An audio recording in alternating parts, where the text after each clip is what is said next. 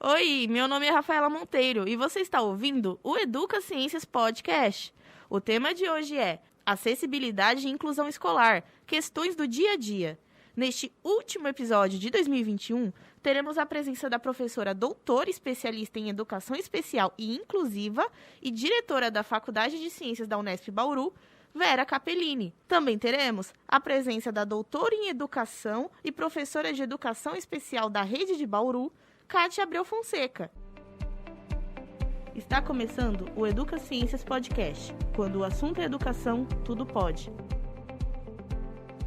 Olá, estamos começando mais um episódio do Educa Ciências de 2021 e este é o último. Teremos a participação agora da professora Vera, ela é diretora da Faculdade de Ciências da Unesp Bauru e participou ativamente no início do Educa Ciências e na abertura e em toda a implementação do projeto na universidade, né? Vamos tratar sobre acessibilidade e inclusão e também teremos a participação da Kátia Abreu Fonseca. Ela também faz parte do Núcleo Inclusivo e é doutora em educação e professora da Rede Básica de Bauru. Para quem se interessou pelo tema, né, a acessibilidade e inclusão escolar, questões do dia a dia, a professora Vera também participou de uma live do canal do Educa Ciências. Foi ao vivo, mas também está disponível para quem se interessar e quiser se aprofundar mais na temática. É só clicar lá e assistir. Sejam muito bem-vindas ao Educa Ciências, professora Vera e professora Kátia. Rafa, muito obrigada. É uma honra estar aqui nesse último episódio do ano, né? E que começou só com as lives, junto com o jornal, o texto escrito, que eu também contribuirei no Jornal da Cidade, que é nosso parceiro.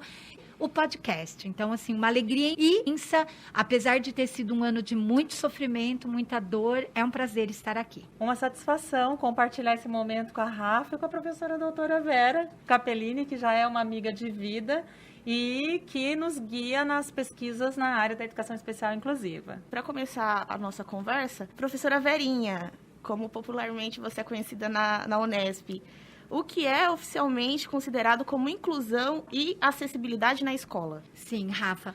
Às vezes as pessoas restringem que inclusão, e sobretudo no âmbito da escola, então inclusão escolar, é aquela escola que recebe alunos com deficiência.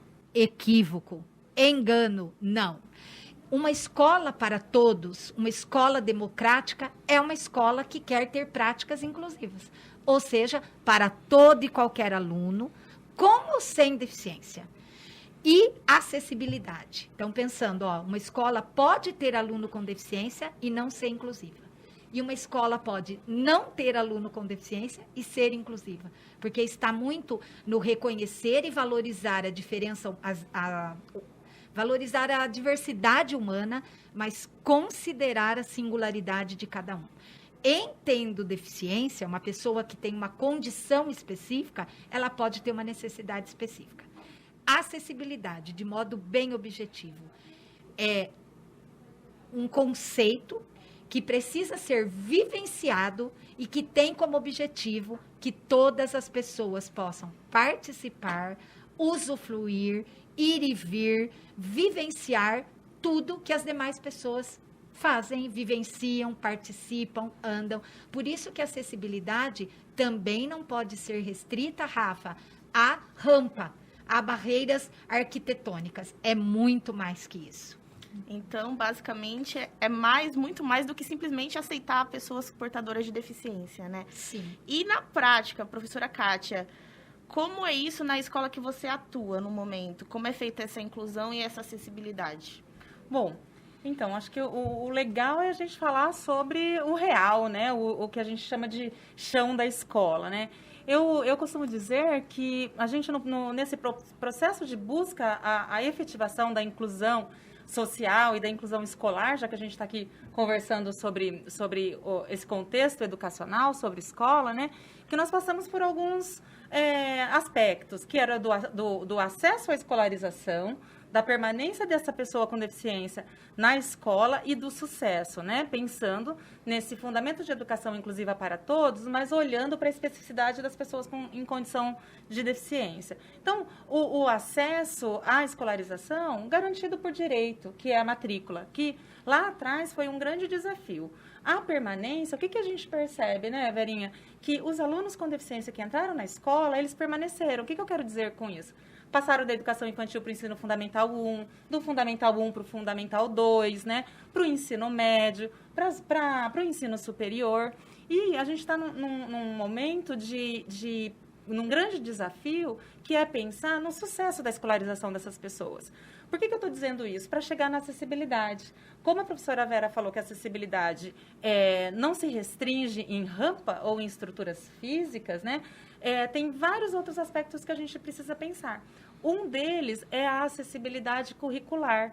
Ou seja, como que a gente, então, da escola, organiza esse contexto educacional, esse ensino para todas as crianças, entre elas as pessoas com deficiência na sua especificidade. Então, esse é um aspecto da acessibilidade que vai além das questões prediais, por exemplo. E, Rafa, na prática, se você me perguntasse como pesquisadora da área que sou, e escutando a Kátia agora, um dos maiores desafios no contexto escolar é esta compreensão que quando um aluno com deficiência está matriculado na classe comum, o direito do acesso foi garantido, porque se não permitir, vai preso, é crime. Porém, isso é pouco. Para socializar, ele vai na igreja, na praça, ele tem outras formas de socialização. A escola tem uma função social. E muitas vezes o que ocorre não é por maldade. Então, você, professor que está me ouvindo, saiba que como especialista em educação especial, a gente quer ser parceiros, colaboradores, porque esse professor da classe comum, muitas vezes, não teve na sua formação e ainda tem um viés, uma compreensão de deficiência, como coitadinho, como aquele ser que está lá, que só de ficar lá tá bom. Alguns pais até dizem isso para os professores. Aceita meu filho e ele ficando aí só para socializar tá bom. Não. Quando o professor planeja a aula, que é intencional, portanto, não é eu chego e o que eu vou fazer hoje, há uma intencionalidade nesse ato de planejar. Ao fazer isso, ele precisa ter claro que se ele tem 30 alunos, Rafa, 2 com deficiência, ele tem 30 alunos. E ele não tem 28 e mais 2 da inclusão. Isto ainda é muito presente. Os professores consideram que ele tem 28. E 2 é da Kátia, é da Verinha, é do professor de educação especial e não dele. Então, esse é um dos grandes desafios. E neste contexto da acessibilidade em si, automaticamente não tem como fugir da pandemia, né? E aí eu queria saber, Kátia, como foi feita na prática mesmo, porque ninguém previa o que isso ia acontecer, né? Não tem diretriz para lidar com uma pandemia. Como foi feita essa acessibilidade, tendo em vista essa implementação do ensino remoto? Como foi essa implementação na acessibilidade e inclusão, né? Porque não são todos os alunos que têm acesso à internet. Como foi isso na escola que você atua aqui em Bauru? Uhum. Além da escola que eu atuei durante a pandemia, a escola que eu estou hoje, eu também dei assessoria para algumas cidades aqui de perto de Bauru, né? E a pandemia foi, tentando tirar alguma coisa boa, foi uma oportunidade de se estabelecer e de se perceber, Rafa, a importância e a necessidade do trabalho colaborativo entre o professor de educação especial e o professor do ensino comum. Por quê? Nos vimos numa situação em que era necessário fazer as atividades para todos os alunos e para os alunos com deficiência. E como fazer isso, então? Então o professor de educação especial vai fazer do aluno com deficiência, mas ele também é aluno do professor de ensino comum. Então, quem vai fazer? Então, nesse momento, foi necessário, em muitas situações, isso realmente aconteceu, de conversar. Então, temos aqui este planejamento para a turma e para o meu aluno com deficiência. O que deste planejamento a gente consegue? Fazer as atividades de modo que a família possa colaborar nesse período que estava em ensino remoto, né? E aí, caminhando nesse sentido, eu penso nessa questão da acessibilidade e do acesso, né? Dessa palavra acesso. Por quê? O que é isso, né? Pensar numa reorganização de vários contextos e ambientes de como eu posso fazer para que todas as pessoas acessem as mesmas coisas. Talvez um precise de um jeito e o outro, para chegar no mesmo objetivo, precisa caminhar de outro jeito. Então, durante a pandemia, teve atividades, por exemplo, né, para determinado aluno, diferente do outro aluno, mas que estava com a intenção de chegar no mesmo objetivo, que era manter este aluno em atividade, manter este aluno na sua escolarização, né, mesmo nessa condição tão adversa que a gente viveu. Você diria que essa necessidade da acessibilidade passou a ser mais respeitada, tendo em vista essas questões de juntar os profissionais para auxiliar aquele aluno? Agora as pessoas... O professor que antes não tinha essa noção, como a Vera exemplificou, passou a ter mais por conta dessa necessidade de ter que se unir com outro profissional? Então, Rafa, eu penso assim, a gente já vem pensando, falando, discutindo e refletindo sobre ensino colaborativo, sobre o trabalho colaborativo há tanto tempo, e que agora se viu, assim, evidente a necessidade de se estabelecer. Sim. Não aqui em Bauru, mas em Lençóis Paulista, que é um convênio que a Unesp também tem, as professoras de educação especial relataram, então a gente tem esse dado, que nunca foi tão próximo e nunca os professores da classe comum demandaram tanto delas como agora. Por quê? Porque como ambas estavam sem os alunos e tinham que trabalhar o planejamento e para enviar as atividades, elas conversaram. E quando elas conversaram, o que a professora de classe comum percebeu? Que algumas estratégias que a professora usava somente lá dentro da sala de recurso, no quadradinho dela, era tão boa que podia ser para todo o aluno. Então, esse foi um ganho que eu penso que nós não podemos perder e que quando volta para o presencial, Rafa, não é possível pensar a escola da mesma forma. Sim. Porque quando era no presencial, esta aproximação entre professor de educação especial e professor de classe comum raramente existia. Raramente. Poucas vezes. Com a pandemia, eles passaram a conversar, porque o aluno não estava lá. Agora, se voltar para a escola e ignorar que a escola não pode ser mais a mesma e continuar boca nuca, fila indiana, o professor trabalhando com os seus na classe comum e o da educação especial com o dele, nós não teremos inclusão escolar nunca. A gente vai ter matrícula, acesso, mas não vai ter essa participação. E olha que coisa, né? Mesmo no distanciamento educacional, no distanciamento social, é que a gente percebeu mais proximidade para discutir as questões dos alunos. E pensando em ajustes curriculares, que Verinha, você sabe, né? A gente discute muito sobre isso, uma estratégia de acesso ao currículo acompanhada do desenho universal da aprendizagem, lógico, né? Os professores, Rafa, de modo geral, nós temos uma organização de pensamento, que é assim, ó. A gente tem o planejamento da turma. Depois que eu fiz o meu planejamento, eu tenho o meu aluno com deficiência, eu vou olhar para esse planejamento e vou pensar, então dessas atividades, o que eu vou adaptar para o meu aluno, né? Então, vejam, e aí, até em pesquisas, né, eu trago um pensamento contrário. Eu tenho o currículo, os conteúdos, os objetivos, as habilidades para trabalhar, né, para desenvolver. Então, eu faço meu planejamento a partir destes conteúdos para o meu aluno com deficiência. Depois, então, daí eu vou pensar nas estratégias, nos recursos diferenciados, o que eu vou fazer, em qual local da escola eu vou realizar tal atividade. E daí, depois disso, eu olho para esse planejamento e verifico o que disso eu posso, então, levar para o coletivo da sala. Então, vejam, é o que eu chamo de planejamento invertido, né? Então, eu já não vou mais adaptar o que eu pensei para o todo para o meu aluno com deficiência. Eu vou pensar no aluno como todo, no meu aluno com deficiência, e levar isso para o todo. Isso eu chamo de planejamento invertido, e é muito legal, porque daí é o que eu digo assim, né? O que é bom para o aluno com deficiência é bom para todos os outros. Mas nem sempre o que é bom para todos os outros é bom para o aluno com deficiência. Olha que importante. E é perfeito essa lógica, porque aí o aluno que é portador de deficiência, ele se sente parte desse meio, né? Ele não tem aquela noção de diferente, porque ele vai realizar a mesma atividade que um aluno que não porta, né? Sim. Então, Rafa, e é tão importante porque, por exemplo, tem um autor, o professor Rinzulli, que trabalha com enriquecimento curricular, que não é para alunos com deficiência. Ele trabalha com uma população que tem capacidade acima da média. Mas sabe o que ele nos ensina? Exatamente o que a Kátia colocou.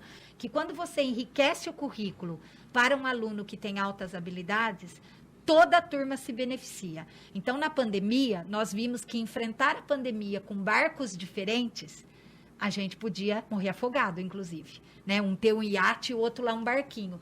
Porém, se eu estou com qualquer barquinho e o currículo é elevado, então, quando a maré sobe, todos os barcos se elevam. Todos. O iate e o barquinho. Então, essa potencialidade que é pensar no currículo como referente, enriquecer esse currículo para a turma, levar em conta, como Paulo Freire já nos ensinou, não é uma lista de checklist de conteúdo, sabe, que eu tenho que cumprir e não dei conta. Não, quais conteúdos deste currículo, com que objetivos eu vou trabalhar, como eu vou trabalhar com a minha turma. Isso é por demais. Isso é acessibilidade, Rafa. É pensar que a escola não dá conta de ensinar todo o conhecimento produzido pela humanidade. É impossível. Mas quando ela considera a diversidade humana, a singularidade de cada um e faz criticamente seleções do que ela vai trabalhar, do como, permeada de afeto, porque o afeto é um item muito importante na relação desse mediador que detém, né, o conhecimento. Quando a escola faz isso e tem uma intencionalidade em fazer isso, ela está promovendo acessibilidade pedagógica. Essa promoção de acessibilidade, elas são previstas politicamente, né? Como elas são previstas, Verinha? Como elas deveriam ser feitas, Sim, assim? eu diria que 3 documentos são fundamentais, tá? Falei na live ontem, mas vou repetir aqui. 3, mas um deles, ela vem específico, determinando que deve ser assim. A Constituição fala que é crime negar a matrícula e garante o atendimento educacional especializado, nossa Carta Magna. A LDB, que não é parâmetro, não são diretrizes, é LDB, Lei Brasileira, Lei de Diretrizes e Bases da Educação Brasileira. Ela tem um capítulo específico da educação especial, que fala da acessibilidade, da flexibilidade do currículo, e, portanto, como lei, não faz quem quer, tem que fazer. Tá? E olha que lindo, algumas pessoas me perguntaram assim, professora Verinha, o quão flexível pode ser um currículo para poder atender toda a diversidade humana? O quanto for necessário. O quanto for necessário. Então, essa premissa que é considerar cada sujeito. E o terceiro documento, Rafa, que para mim ele é a Bíblia no sentido de ser lei, e lá está escrito que tem que ser com base no desenho universal da aprendizagem. Ou seja, promover acessibilidade para todos, considerando cada um. A Lei Brasileira de Inclusão. No capítulo específico da educação, diz que toda a educação tem que ter como base o desenho universal da aprendizagem. Traduzindo, garantir acessibilidade ao conteúdo, ao currículo para todos. Certo, professora. Já pensando na ilustração, né? Porque quando a gente fala de currículo, não, gente, não é o currículo de trabalho, é o currículo escolar, o planejamento de aulas. E pensando nesse aspecto, professora Kátia, eu gostaria que você falasse um pouquinho. Você falou sobre essa lógica invertida, né? E para ilustrar, para os pais entenderem, né? E até os possíveis alunos que podem estar escutando, como é que funciona esse planejamento de aulas inclusiva e acessível com base em currículos, esse tipo de coisa? Se você deu um exemplo, mas eu gostaria que você ilustrasse mais. Claro. Olha, por exemplo, né, o quanto mais a gente utiliza recursos diferenciados, mais a gente possibilita que o aluno aprenda, compreenda determinado conteúdo que a gente está, né, fazendo esta mediação. Porque eu digo assim, Rafa, que conteúdo é conteúdo simples assim. Quando que este conteúdo se torna conhecimento para a pessoa, para qualquer pessoa?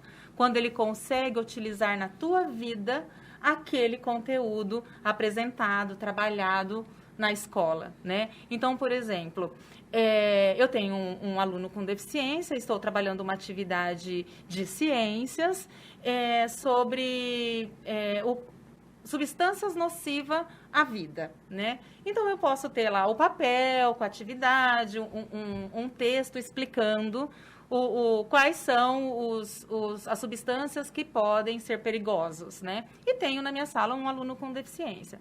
De que forma eu posso demonstrar para este aluno que não tem, por exemplo, a leitura, que determinada substância pode ser perigosa?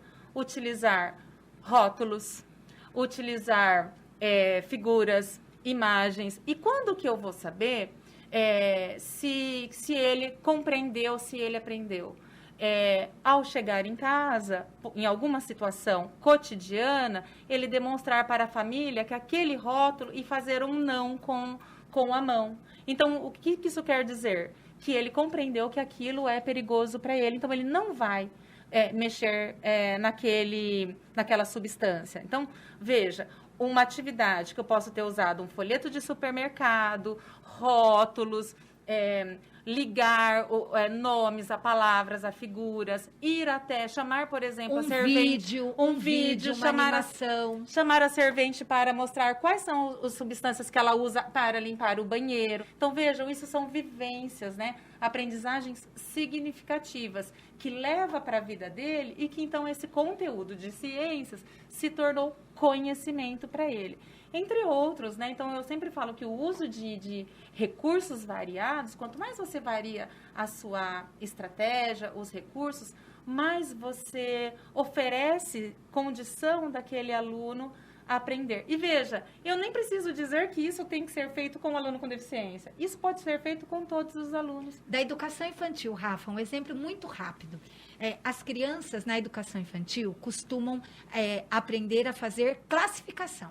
Classificação de animais, classificação de de plantas, classificação de alimentos, de frutas. Né? A gente faz agrupamentos.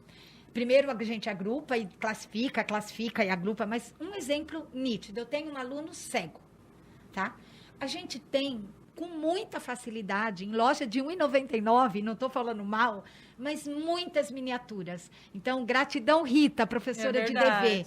Ela tem uma caixa enorme que ela levou para os nossos alunos de pedagogia, com rótulos de miniaturas. Então, joaninha, perinha, guitarra, violão, carro, moto, garfo. Privada. Privada, jacaré, máquina fotográfica, celular, muitos em miniatura. Criança que está vendo pode ver um desenho numa folha e ela está enxergando o desenho porque ela vê. A criança que é cega, ela precisa ver, e não é errado eu falar que ela pode ver, mas ela precisa sentir. Então, se eu coloco uma caixa com vários objetos, miniaturas, com várias miniaturas, e peço para a turma toda, não só quem tem deficiência, agrupar plantas, instrumentos musicais e alimentos, ou frutas, objetos escolares e instrumentos musicais. Não é muito mais gostoso do que ligar numa folha mimeografada, se as crianças puderem manipular e fazer as classificações, separar categorias? A criança cega, ao tocar e conseguir participar, ela participa. Isso é acessibilidade. Tanto quanto os demais, e aí a Kátia falou o invertido, os demais participariam. Agora, se eu só desse 23 folhas, porque a minha turma de infantil 4 tem 22 alunos, por exemplo. Eu dei 22 folhas iguais para todo mundo. O cego ia conseguir fazer? Não. Ele ia conseguir ligar qual com qual? Não, porque ele não está vendo. Então, vejam, né, essa questão da acessibilidade. Eu preciso pensar em como eu organizo esse ambiente, como eu organizo o meu ensino, para que, mesmo que seja de forma diferente, para que todos consigam fazer atividade de seriação, de classificação, por exemplo. A gente está falando bastante sobre o ensino, né? E eu sei que você atua no ensino fundamental, que você comentou e tal. E no meio do ensino fundamental, né? Quando a gente é pequenininho, não tanto. Mas conforme vai crescendo, tem um problema do bullying, do acolhimento. E quando a gente fala de inclusão, como o professor atua para que a turma abrace esse portador de deficiência com igualdade, equidade? Excelente pergunta, Rafa. Primeiro, a gente precisa desmistificar e ampliar a cultura inclusiva. Como a gente amplia a cultura inclusiva? Que é uma barreira atitudinal. Então, as barreiras que não favorecem a acessibilidade não é só física, né? Arquitetônica, então tem pedagógica, tem atitudinal, tem tecnológica, tem comunicacional. Exemplificando o que você disse, é atitudinal. Como que eu posso ampliar a cultura inclusiva? Fazendo roda de conversa, chamando pessoas com deficiência para falar, conversando com as crianças como que um cego faz xixi, igual quem não é cego.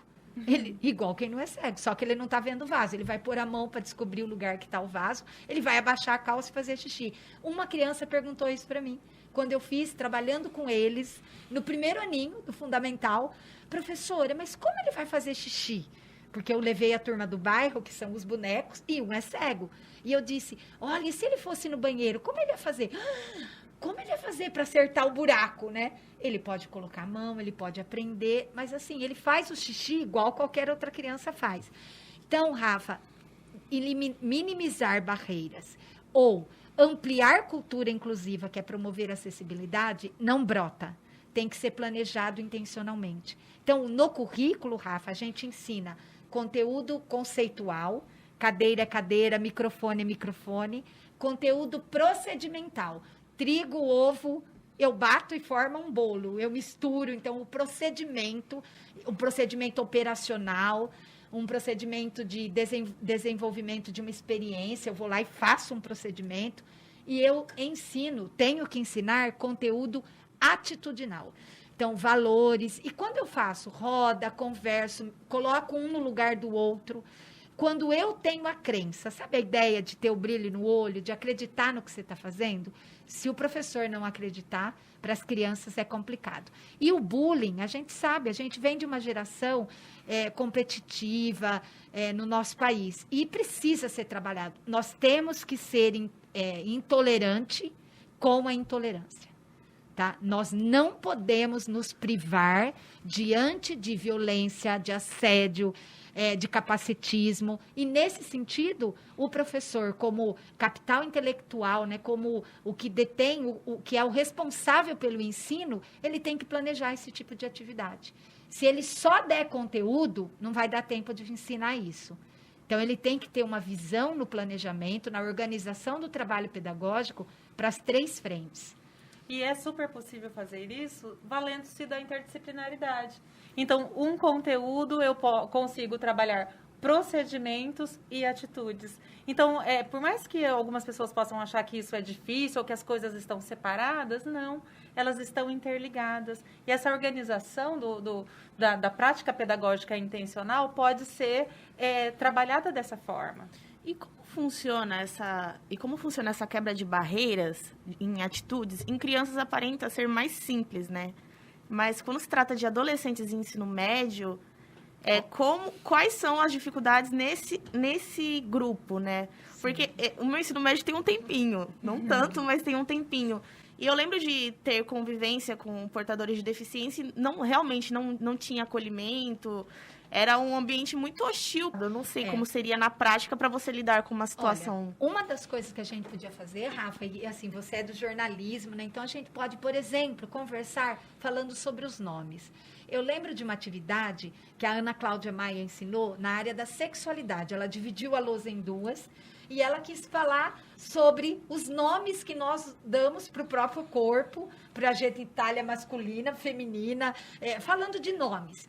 Então, por exemplo, com adolescentes, conversar, então tem técnicas como psicodrama, que já é uma técnica mesmo cientificamente comprovada, o que seria sociodrama. Ela? Então, por exemplo, um sociodrama, você pode fazer atividades no grupo, no qual a gente faz escolhas e o porquê faz escolhas, e quase sempre a pessoa com deficiência não é escolhida. O professor Sadal sempre fala isso. É um pesquisador de Marília que trabalha com atitudes e ele diz assim, quando tem que escolher, a pessoa com deficiência não é escolhida. Quando tem que trabalhar em grupo, na educação física, em várias situações, ela não é escolhida. Se tem 3 com deficiência na turma, elas se agrupam, inclusive. É errado elas só se agruparem? Não, porque muitas vezes as pessoas se sentem excluídas e acabam se juntando. Porém, se um professor presencia esse tipo de atitude, Rafa, ele pode, por exemplo, fazer o sociodrama que eu falei, mesmo com adolescente, fazer uma roda no qual ele pode conversar, perguntando sobre: você sabia que pessoa com deficiência foi aprovado uma convenção, né, da pessoa com deficiência, na qual as pessoas com deficiência querem ser chamadas de pessoa com deficiência? Né? Então, pessoa com deficiência não está previsto, né, na legislação, inclusive, não é deficiente, não é alguém que não sabe, que não é capaz, que não é imbecil, que não é retardado, que não é portador, inclusive, né? Porque a gente fala, ele é uma pessoa. Em primeiro lugar, é a pessoa. Então, fazer a interdisciplinaridade, trabalho de arte, com expressão corporal, com a linguagem, com música. E eu falo, Rafa, porque eu fiz. É diferente falar: professora, você está lá na academia e nunca deu aula. Eu trabalhei 15 anos na educação básica. E com adolescentes, se eles compreendem, eles passam a ser multiplicadores, inclusive. A Cássia, que foi uma orientanda de mestrado, fez um trabalho com o Grêmio Estudantil, Rafa, com essa faixa etária. No começo, era muito hostilizado, as pessoas, era a pessoa com deficiência lá e a gente aqui. A partir de intervenção, por isso que eu falei, intencionalidade, ela fez um trabalho com uma escola ao longo de 1 ano. Ao final do ano, todos eram pertencentes, faziam parte do grupo, mas não brotou. Entendeu o que eu quero dizer? Não brotou. Então, houve intencionalidade. O respeito, então, características. O que ele tem que eu não tenho? O que eu tenho que ele não tem? As diferenças. O nome correto, de como que a gente fala. De que, por exemplo, uma pessoa com deficiência visual, às vezes a gente fala com ela e grita. Né? E grita. E ela só não enxerga. Né? Mas é porque a gente tem... culturalmente foi nos colocado assim. Então, não é fácil, porque adolescente não é fácil com ou sem deficiência, mas é possível. Mas tem que ter intencionalidade. Essa questão dos adolescentes, né? Uma coisa bacana também é perguntar, né? Então, veja, eu voltei para a sala de aula agora e uma das primeiras perguntas que eu fiz para os meus alunos na sala de recurso foi: você sabe por que você vem aqui? E eles não sabiam. Um falava: é porque você é minha professora particular. Outro falava: eu venho aqui para jogar, eu venho aqui para você me ajudar. Mas não sabia nem o porquê de estar numa sala diferenciada, que é a sala de recurso. Então, pensando em adolescente, todo adolescente vai ter alguma coisa que se sente diferente. Então, uma estratégia, a partir da ideia da Cal, é uma caixa onde cada um possa colocar o que incomoda que o outro faça com ele. Então, ele me chama de gordo. Ele me chama de sei lá, né, de várias situações, dentro de uma caixa. E depois ir pegando essas falas aleatoriamente e discutindo entre eles, porque ali vai ter uma situação de todos. Então, aí parte do princípio da diversidade, em que todos somos diferentes. E trabalhar com filmes, por exemplo, O Extraordinário, que é um filme belíssimo, ele pode ser... O disparador. Obrigada, é exatamente essa palavra. O disparador de trabalho sobre esse tema. Reflexivo. Uma música, um vídeo, um clipe, eu penso que assim, uma poesia. E sempre tem aquele que gosta de falar, que vai se expressar, mas tem alguns que são mais tímidos mesmo, que é a característica. A dificuldade não pode impedir a possibilidade. Tá? Então, a dificuldade... não ser fácil trabalhar, jamais, como um professor que trabalha com essa faixa etária, por medo de não dar certo ou pela dificuldade, impedir a possibilidade. Pensando nesse aspecto de dinâmicas, né, que você exemplificou quando falou sobre as atividades, como funciona essa questão dos recursos, né? Porque... você pode precisar de coisas que não vão ter na escola para incluir o aluno com deficiência, né? E como é que funciona isso na prática sobre mão de obra? Você já teve que recorrer a uma mão de obra extra para tornar o conteúdo mais acessível? Teve que solicitar alguma verba? Então, esse tipo de coisa? eu acho que tudo parte do planejamento. Então, se você sabe, você tem um planejamento, o que você vai fazer, você já prevê os recursos que você vai precisar. Então, daí com antecedência, você já faz o pedido, se for necessário. Pensando em recurso humano, assim, eu nunca tive uma situação assim. Já chamei pessoas para colaborar. Recurso, né, físico, eu diria um exemplo. Da rede municipal. Eu visitei uma escola em 2019, antes da pandemia, 19 e 20, no período da coleta de dados do nosso projeto, em parceria com a Promotoria Pública e com a FAPESP. Entrou uma criança com deficiência física e ela tinha a parte inferior das pernas muito atrofiada. Então, nós temos um movimento padrão, a dela muito atrofiada. A carteira que ela ocupava, a perninha ficava balançando. A escola recorreu ao marceneiro, a secretaria providenciou e colocou um calço, um apoio, porque não era um banquinho, mas as perninhas que ficavam balançando, isso faz um peso, era ruim para postura dela. Inclusive distrai, ou seja, é um distrator para aprendizagem. É um distrator. Então, a escola, diferente das outras crianças que tinham pernas que o pé ia até o chão, a dela que não ia, teve esse apoio, esse suporte, ela colocou o pé. A professora falou que foi muito tranquilo. Outros exemplos, engrossador de lápis. Uma criança que tem dificuldade motora e às vezes ela é muito agitada, prender o material de escrita dela na carteira, em vez de escrever no caderno, faz diferença escrever no caderno ou numa folha? Não, porque o que importa é a escrita. O caderno, ele tem o limitador da linha, mas eu posso ter limitador na folha também, sem ser o caderno. Quando eu prendo na carteira, às vezes ela tinha uns espasmos, a folha estava presa, não caía toda hora. Nossa, professora, mas prender uma folha com fita crepe? Sim, prender uma folha com fita crepe para aquela aluna foi acessibilidade. Partindo agora mais para o final e divulgando também as pesquisas que vocês fazem, os grupos de pesquisa, você comentou sobre a biblioteca pública ser acessível antes da gravação, né, quando a gente conversou sobre a organização do podcast. Eu gostaria que você falasse um pouco como é que funciona esse processo de um grupo de pesquisa fazer com que uma biblioteca se torne acessível, principalmente para pessoas cegas, né, que são as que se prejudicam nesse aspecto, e também para divulgar algum projeto que atue nesse aspecto de levar inclusão e acessibilidade, tanto para os pais que têm crianças e adolescentes buscarem, né?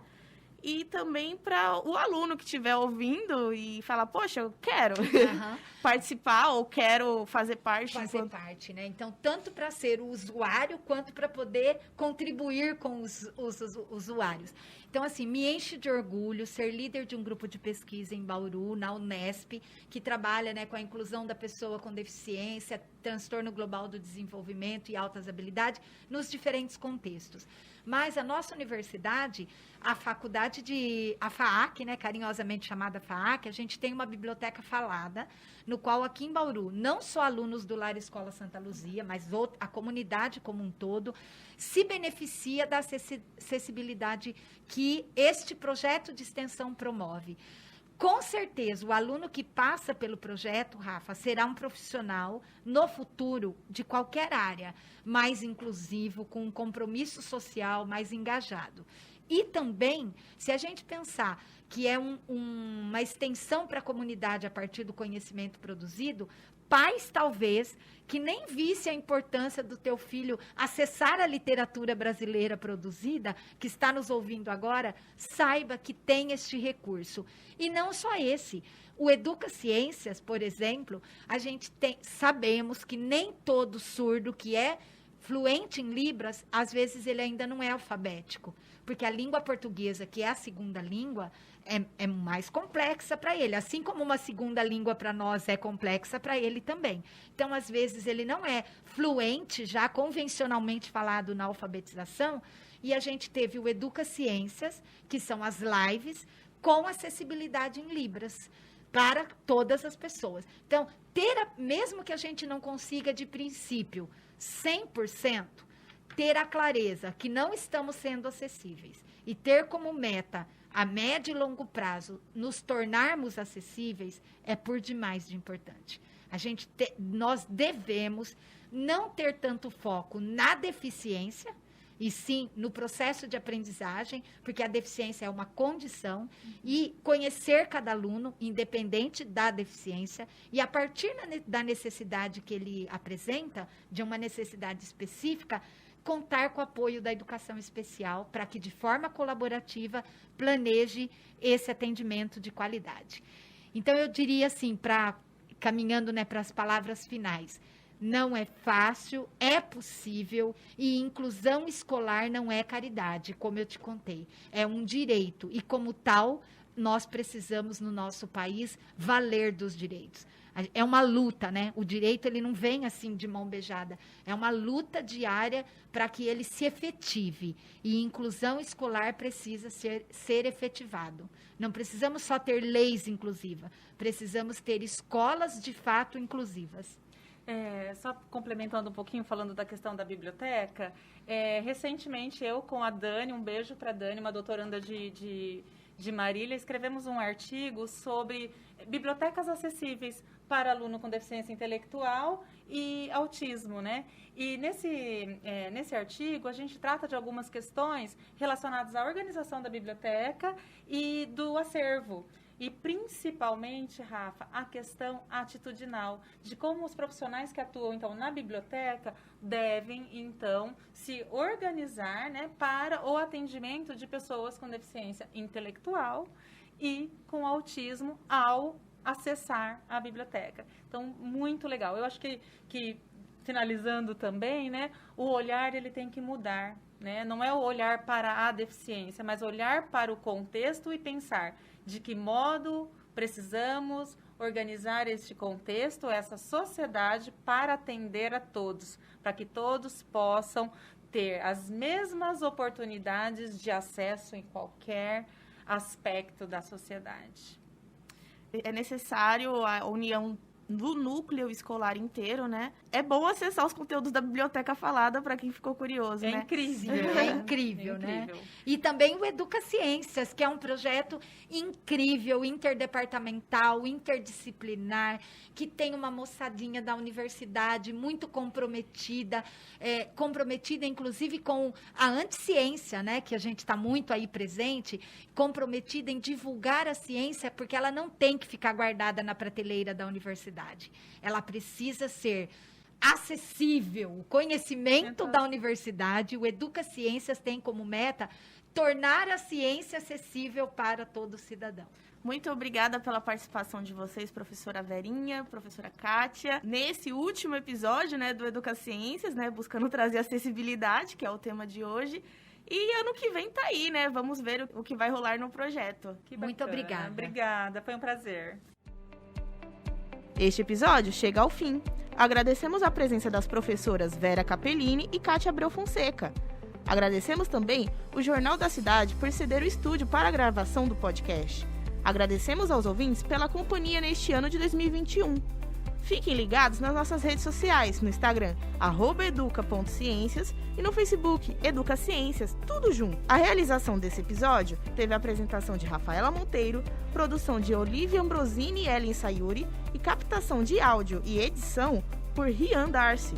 Esse podcast é uma realização da Faculdade de Ciências da Unesp Bauru com o Jornal da Cidade.